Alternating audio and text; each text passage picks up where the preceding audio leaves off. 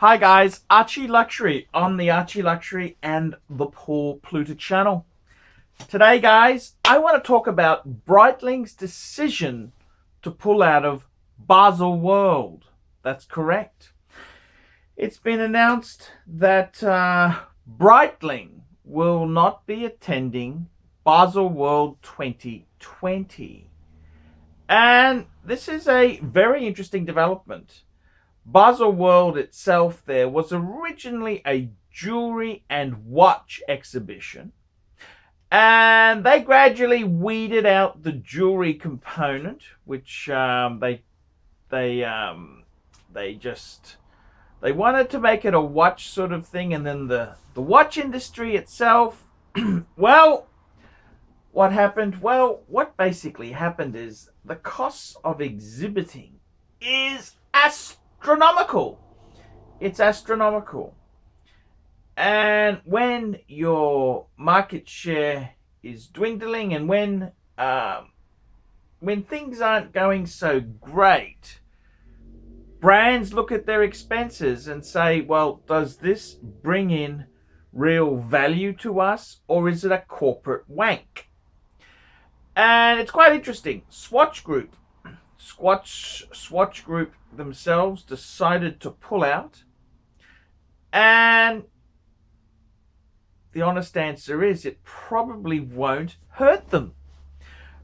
Swatch Group themselves there, they have brands like Omega, they have brand Swatch, of course, they have Longines, they have many top-end brands like OMMANEY, Breitling. When they decide to pull out, it's a major kick in the guts for Baselworld as an organization. I myself, I've been in small business myself. I had my own computer business, and I can remember years ago, this would have been, I went to a computer show in Brisbane. This was years ago. The cost of having a little stand was phenomenal. The cost, it's thousands of dollars for a small business. It was quite expensive. And I got to be honest with you, I got some good sales out of it the first year. Then the next year came, and I thought, well, let's spin the dice again. Let's do it again. And it wasn't as successful. And I mean, if things are very good, money's flowing, you think, hey, let's keep it going. When things get tough, you look at these expenses and say, hey, how many sales does it actually bring in? And is it worth doing?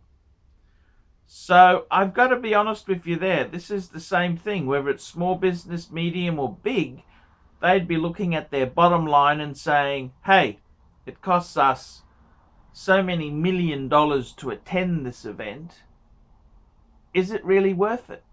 Do we get the results?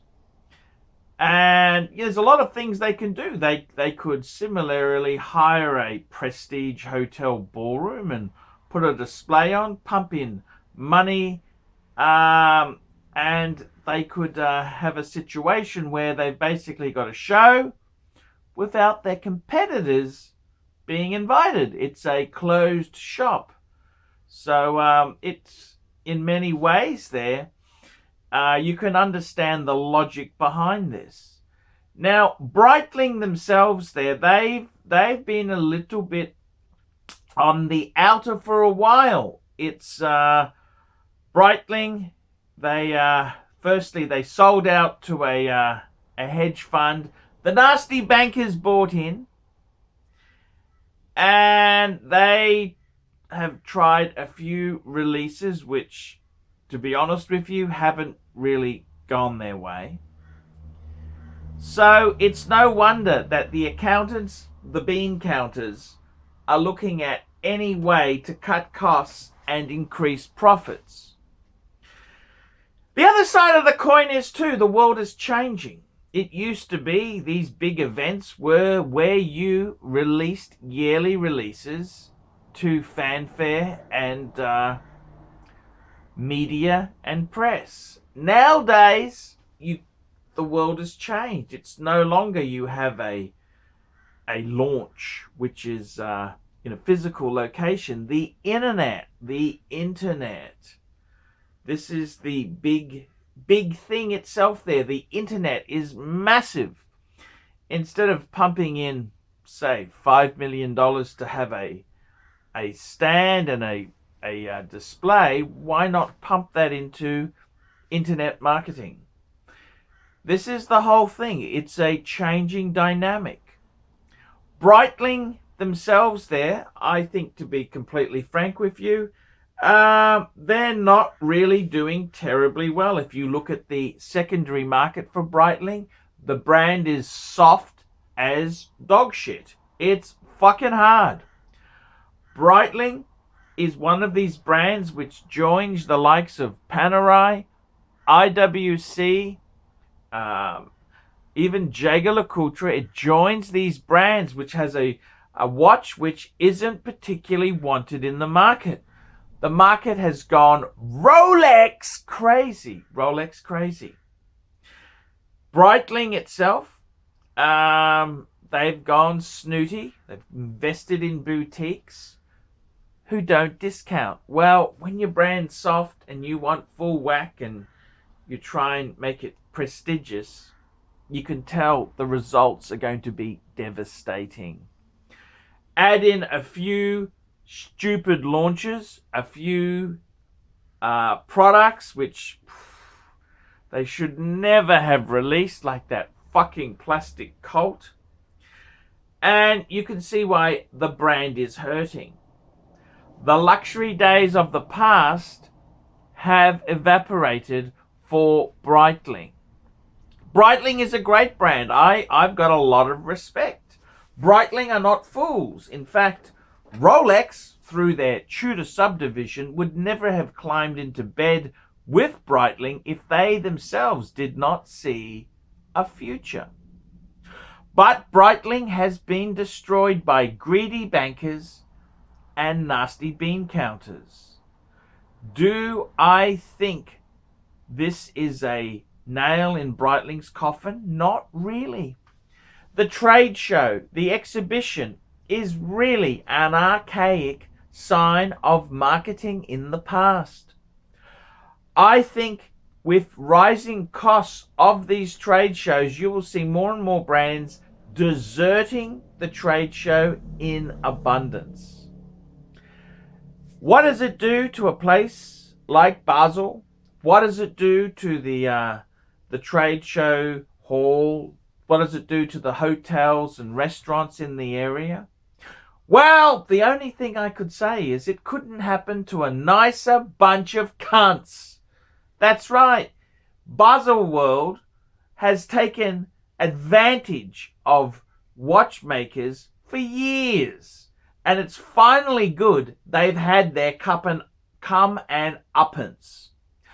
I really wish Baselworld collapses. I think this is a sign of the times. They didn't move fast enough. They were greedy, nasty fuckers. And as far as I'm concerned, I think Baselworld should consider closing this stupid event because it's not going to keep going. Go out gracefully instead of going out with a terrible smell.